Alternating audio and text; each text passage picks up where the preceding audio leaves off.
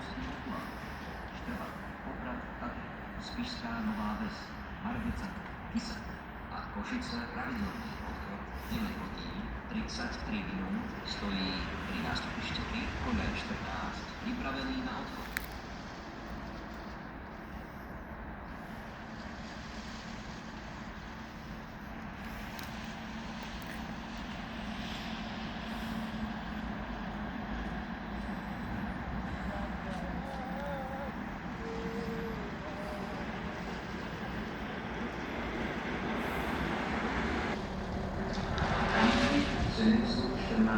Považa, smer Považská Bystrica, Púchov, Ilan, Studnica nad Váhom, Trenčianska Tepla, Trenčín, Nové Mesto nad Váhom, Piešťany, Leopoldov, Trnava, Pezinok, Bratislava, Vinohrad a Bratislava hlavná stanica pravidelný odchod 9 hodín 37 minút, stojí pri nástupište 4 Koľaj 20.